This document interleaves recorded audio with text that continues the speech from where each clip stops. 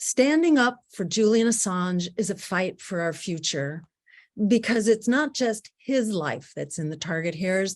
The life of our democracy is also hanging in the balance. The extradition of Julian Assange is a frontal assault on the bedrock foundations of our democracy. It's an attack on press freedom. It makes a mockery of our judicial system, and it's an assault on human rights.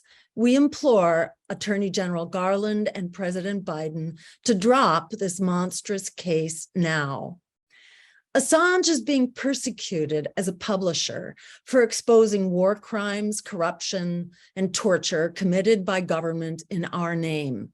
Assange and WikiLeaks released material such as the Iraq and Afghanistan war logs, the State Department cables, and more, one of the best examples of which was the collateral murder video showing civilians and journalists mowed down by gunfire from a US helicopter as if it was a video game. Revelations like this are not just okay, they are essential in a democracy if we want to hold unaccountable power in check.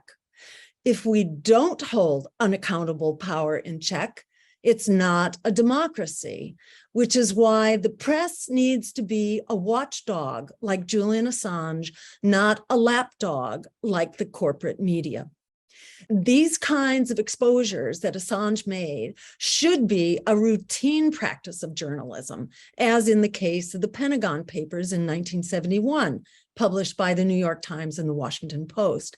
That release was critical for ending the disastrous war in Vietnam in 1975, in the same way that the release of the Afghanistan papers in 2019, as opposed to the Afghan logs that Assange released, these were the Afghanistan papers released much later, helped end the Afghanistan war a few years later after decades of fraud and failure.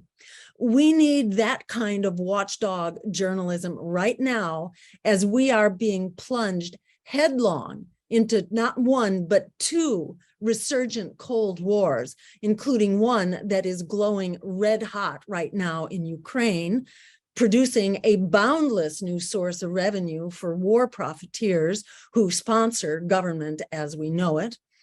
A free press is the critical counterweight to the deadly militarism escalating before our very eyes right now, as nuclear threats are actually going off the charts.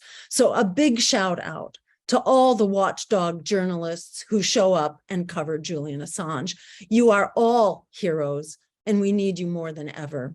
It is a dire threat to all journalists that the world's foremost publisher has been imprisoned for 4 years in a high security dungeon under espionage charges, having been convicted of no crime. He should be walking free today. I want to make a few points, especially on behalf of Doctors for Assange, a group of over 300 doctors, psychiatrists, and psychologists from over 35 countries, who are concerned about the health of Julian Assange and the health of our democracy. As doctors, we have an ethical obligation to denounce torture where we see it and to seek to end the conditions in which that torture is occurring.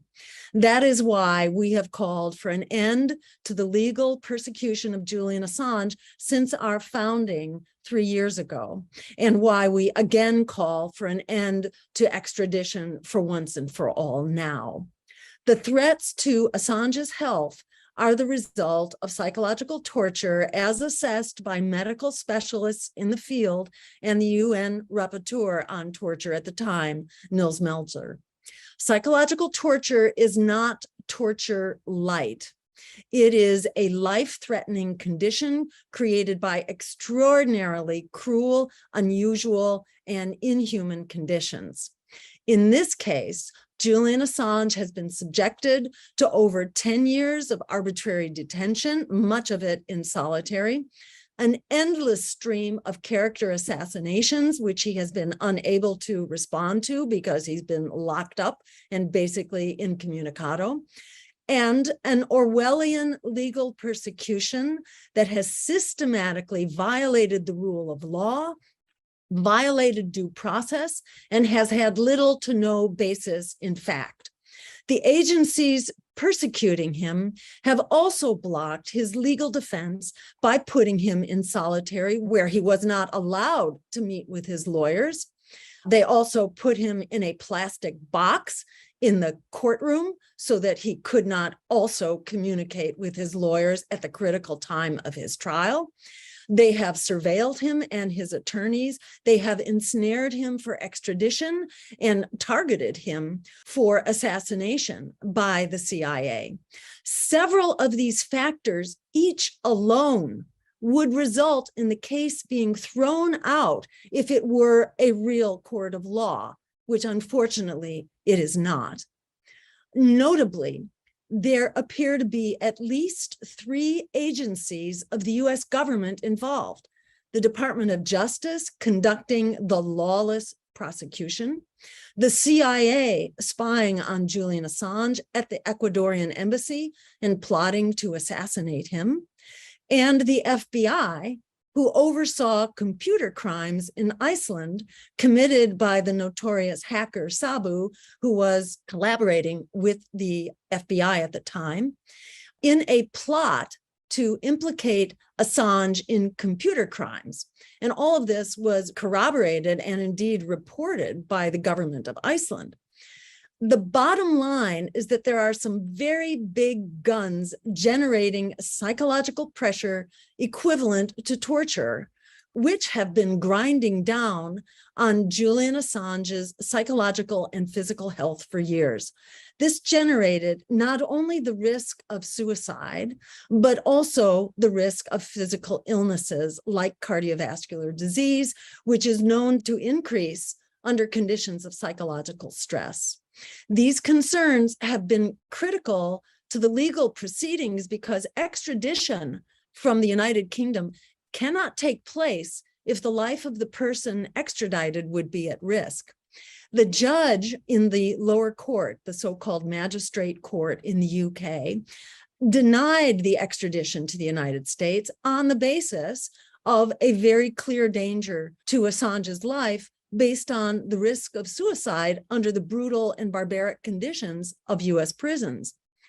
But upon appeal, the higher court accepted these ludicrous so-called assurances from the Department of Justice that Julian Assange's psychological health would be protected while in prison for 175 years by sparing him from the most dehumanizing conditions, that is, the special administrative measures that basically treat you like a robot and have you in solitary 24/7, or solitary confinement itself.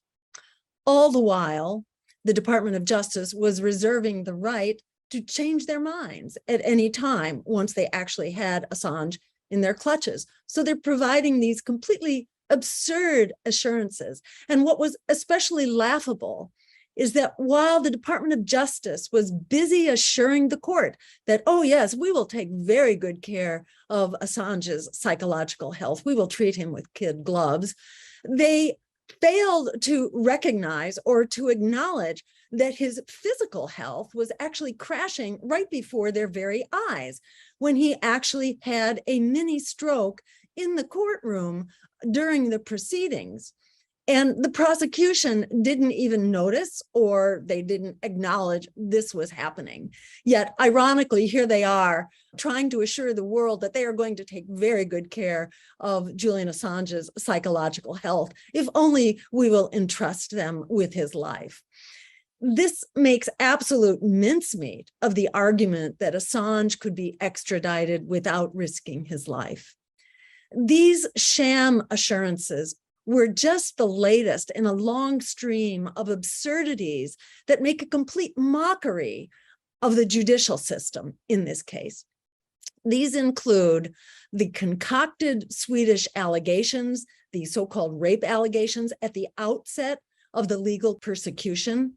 These then became a false premise, both for Assange's arrest in London and for his bail jumping charge. He was eluding bail that was based on a completely concocted charge to start with. Another absurdity is the revelation that the key witness in this case against Assange, a person by the name of Siggy Thordarson, is actually a sociopath. That means someone who cannot tell the difference between the truth and lies, in other words, an inveterate liar, with prior convictions himself for fraud, forgery, financial crimes, and child sexual abuse. And his testimony was later admitted to be fabricated. Yet there it is, playing a major role in the entire extradition case. For all of these reasons, this case really should be viewed as a crime against democracy. Merrick Garland and President Biden need to get on the right side of history. They need to stop this assault on the foundations of our democracy, on press freedom, on judicial integrity, and human rights. Drop this case now. Free Julian Assange.